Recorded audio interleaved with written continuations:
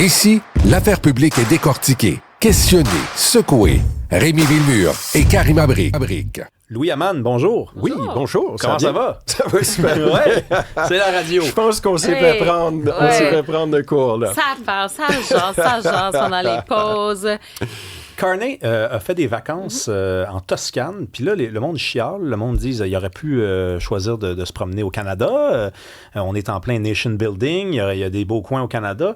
Moi, tu vois, là-dessus, je trouve que des fois, on va un peu trop loin. Oui, moi aussi, je trouve. Ouais. Je veux vous parler des vacances. Tu dis, a fait des vacances, mais il est encore là-bas, il est encore en vacances. Il est en Italie, en effet, en Toscane. Avant son départ, la semaine dernière, son bureau a fait savoir qu'il allait cette semaine être sur un horaire de travail réduit. Là-bas, donc, il n'est pas complètement en vacances. Ça, c'est des working vacations, comme on dit en anglais.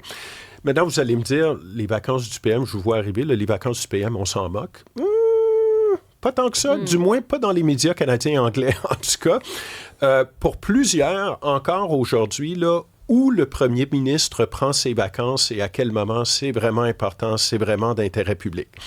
Est-ce que c'est parce que peut-être on a été habitué avec son prédécesseur à des vacances parfois controversées? Là, je parle de M. Trudeau, évidemment. Oui. On se rappellera tous de sa première vacance sur l'île privée de Lagacan. Oui. On se rappellera également des vacances dans une villa luxueuse d'un ami de la famille en Jamaïque. Peut-être que c'est la raison.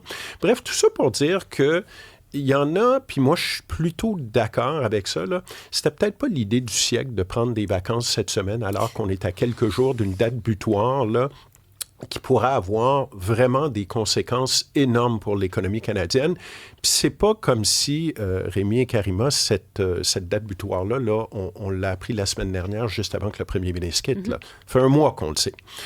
Alors, moi, je pense que pour un premier ministre, puis tu y faisais tout à l'heure allusion, le Rémi, qui a bâti tout son narratif politique au fait que le Canada fait face à une crise existentielle, générationnelle dans ses relations avec les États-Unis et tout ça, de le voir s'éclipser en vacances, justement, une semaine d'une date butoir aussi importante, ça peut soulever des questions. Je peux le comprendre. Autre que le timing, il y a l'autre question aussi. Est-ce que le premier ministre n'aurait pas dû ou n'aurait pas pu prendre ses vacances ici au pays, au Canada? C'est d'ailleurs ce que M. Carney invite et incite les Canadiens à faire. Là. Est-ce que j'ai besoin de vous rappeler les pubs du gouvernement fédéral? Là? Je me rappelle bien, c'est cet été, on choisit le Canada. Là. Eh boy, quand même. avec à la clé des laissez-passer gratuits pour avoir accès aux parcs nationaux. Ouais. Alors, ça, c'est un côté, si vous voulez, de l'argument. Si on regarde ça de l'autre côté, on peut aussi se poser la question à savoir, est-ce qu'il y a lieu de vraiment faire tout un fromage à chaque année, à chaque fois que le PM part en vacances?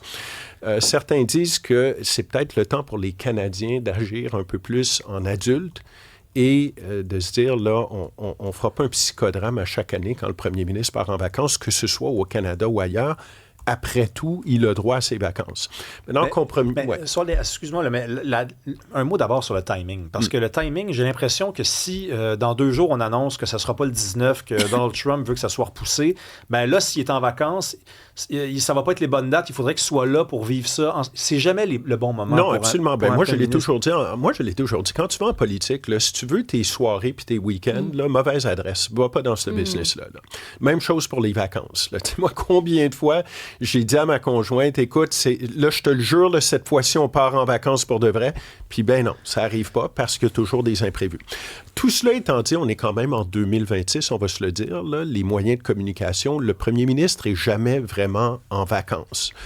Maintenant, écoutez, moi, j'ai lu toutes sortes de textes là-dessus là, qui circulent actuellement dans les médias canadiens anglais. Et il y en a qui vont même jusqu'à dire qu'il y a peut-être une stratégie ingénieuse derrière ces vacances-là, à l'effet que, ben oui, en Italie, pourquoi? Parce que le premier ministre voudrait peut-être illustrer le rapprochement stratégique du Canada avec l'Europe, tout en envoyant un message à Donald Trump pour lui dire « Hey, ta date du 19 août, là, date butoir, là, moi, ça ne m'énerve pas plus qu'il faut. Là. Moi, je reste calme, je panique pas. La preuve étant que je suis en vacances en Italie, de surcroît. » Alors, faut voir. Moi, c'est certain que pour M. Carney, toute cette discussion-là doit avoir l'air complètement loufoque, pour ne pas dire lunaire, dans la mesure où lui était banquier central. Là, quand tu es banquier central, il n'y a personne qui te pose des questions à savoir où tu vas en vacances ou à quel moment. Là, tu sais. Et ça, ben, c'est pas le cas quand tu es premier ministre du Canada, malheureusement. Tu es vraiment sous la loupe, tu es vraiment dans un aquarium.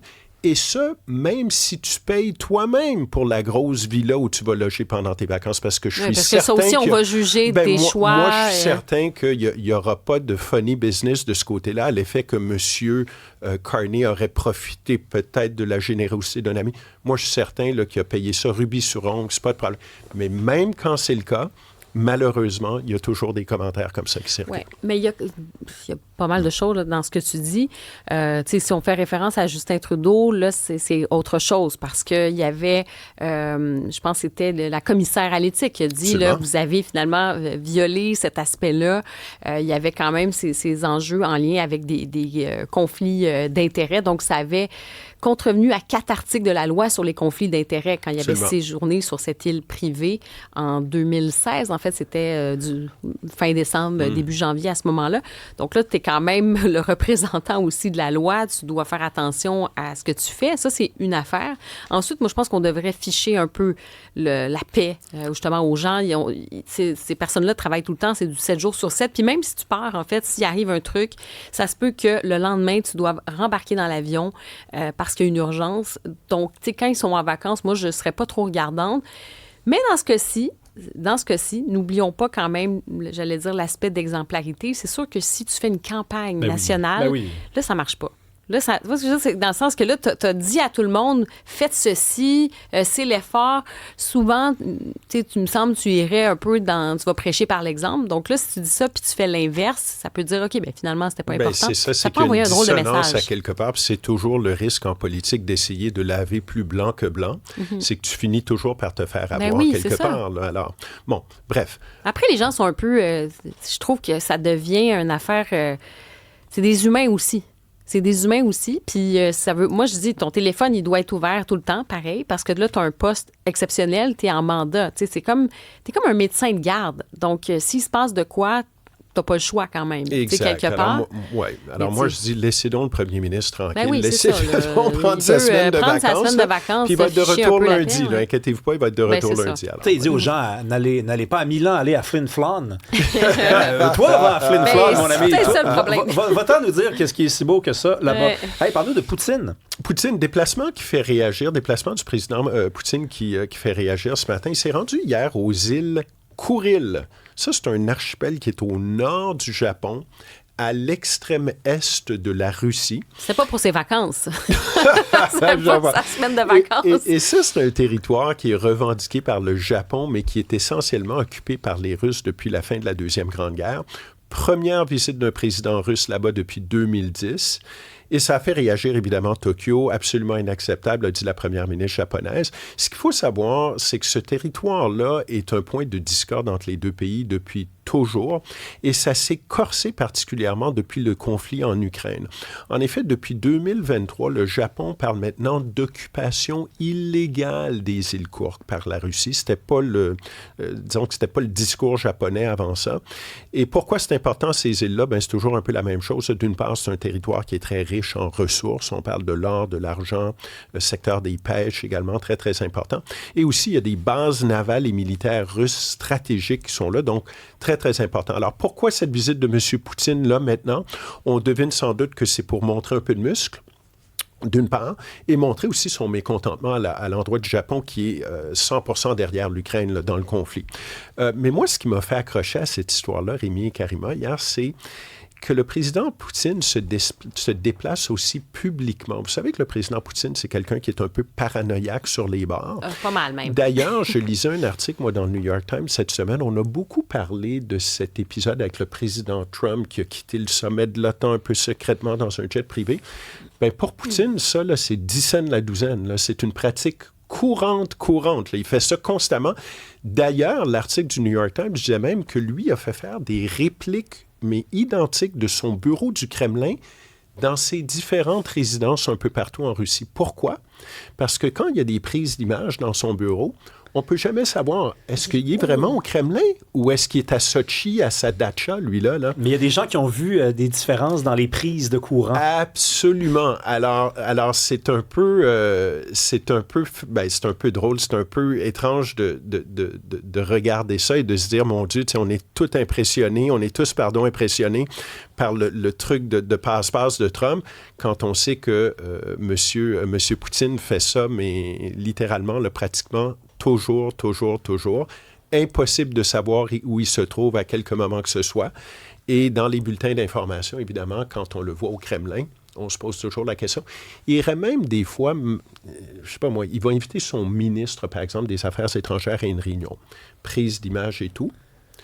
Cette prise d'image-là ne sera pas diffusée avant 3, 4, 5 jours plus tard, mais on va nous faire croire qu'elle a eu lieu 4 ou 5 jours plus tard. C'est pas vrai.